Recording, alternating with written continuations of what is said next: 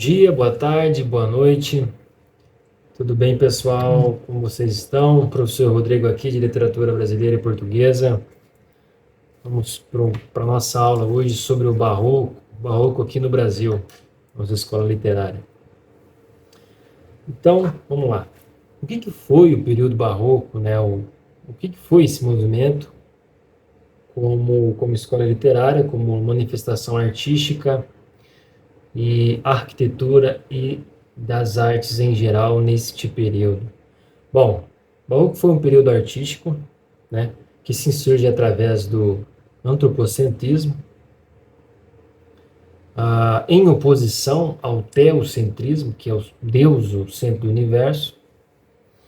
Nesse período, então, falar de algumas características, né, as principais, e alguns autores que eu vou elencar, tudo bem? Um movimento que pós-renascentista, então, né? Nesse período, a igreja percebe que está perdendo a sua força, os seus fiéis, né? A igreja tinha muito poder nessa época, então ela toma uma decisão. Lá tinha essa liberdade, pensavam diferente do que o clero pregava na época, né? Como uma resposta, né, então, à Contra-Reforma, ela instaura lá, através do Concílio de Trento, a Inquisição. E também, nessa época, cria-se a Companhia de Jesus, que são os jesuítas, né, justamente para tentar reafirmar, de certa forma, os princípios da religião, da Igreja Católica naquele período. E, de certa forma, consegue restaurar uma autoridade que tinha. Tá? Bom, adiante. Então, o barroco acaba sendo esse estilo, esse movimento artístico de reafirmação da Igreja Católica. E que vive, então, nesse sentido, em contraposição com a razão daquele período que vinha, né, do Renascimento. Então o homem ele fica perdido entre os prazeres da carne, mas ao mesmo tempo preocupado com a culpa do pecado, né? Então, justamente, a gente pode reparar nas artes de modo geral desse período, e na arquitetura também, que principalmente na literatura, como é rico em detalhes, vou dizer, nas principais características, esse rebuscamento, obscuridade, né, muito comum quando a gente faz uma pesquisa do período barroco. As imagens vinham obscuras, as pinturas também, nesse período. O crânio humano ao lado, então, esse ar tenebroso era representado pelo barroco. Tudo bem? Adiante, então, como eu tinha dito, as principais características, nós vamos ter o cultismo, que era o jogo de palavras, né? Talvez um representante, maior expoente aqui nosso foi o Gregório de Matos Guerra, o Boca do Inferno, né? Indo nessa linha, ele fazia o cultismo é um jogo de palavras, então você mexe com a forma do poema, né? Não tanto quanto o conteúdo, né?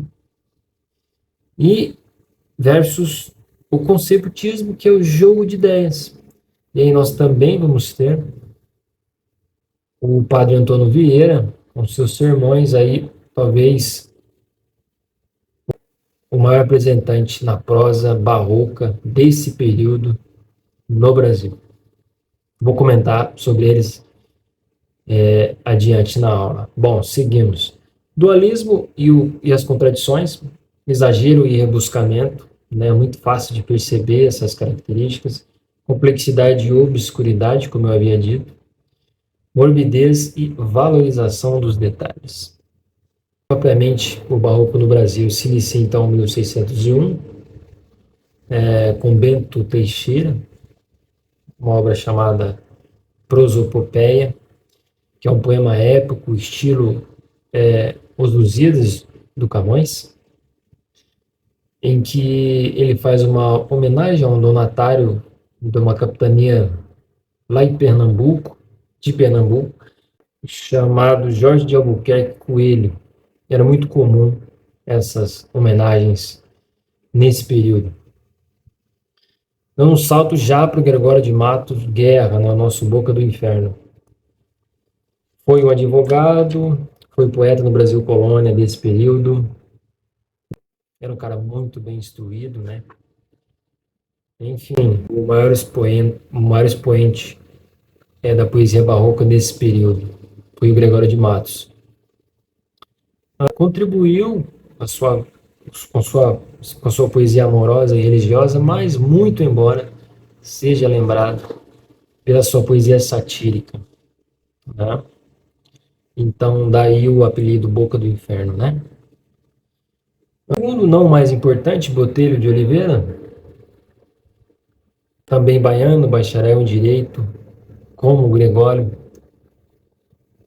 Ele, em 1705, publica uma obra chamada Música do Parnaso, que são divididos em quatro coros de rimas portuguesa, castelhanas, italianas e latinas, né?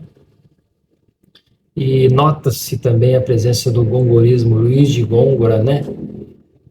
Muito forte a influência em Botelho de Oliveira, né? E o terceiro e o último, para fecharmos essa aula, o nosso representante, como eu havia dito, da prosa, o Padre Antônio Vieira. Veio ainda menino para cá, ele veio de Portugal com os pais, né? Veio para Bahia, onde ele estuda no colégio dos jesuítas e é ordenado em 1634. E a partir daí, né, inicia a sua carreira. Principal obra, né? O Padre Antônio Vieira escreveu mais ou menos 600 sermões, mas talvez o mais conhecido seja o Sermão da Sexagésima, que foi publicado em 1655, em que não especificamente nesse sermão, mas agora, né, para fecharmos, ele é que eu havia dito anteriormente, ele é um grande representante do conceptismo, e aqui então, o jogo de ideias, a sagacidade no conteúdo, né? Então, evidentemente, também por isso prosa, né? Para você ter mais espaço, para você, como era um exímio argumentista, então, por isso a prosa. Pessoal, essa foi nossa aula sobre o Barroco, tá? Barroco no Brasil especificamente. Tudo bem? Se vocês gostaram, já vamos ficando por aqui. Deixem aquele like, se inscreva no canal para ajudar, né? Ative os sininhos aí para não perder outras aulas que eu farei com certeza. Tudo bem? E até a próxima. Fiquem na paz.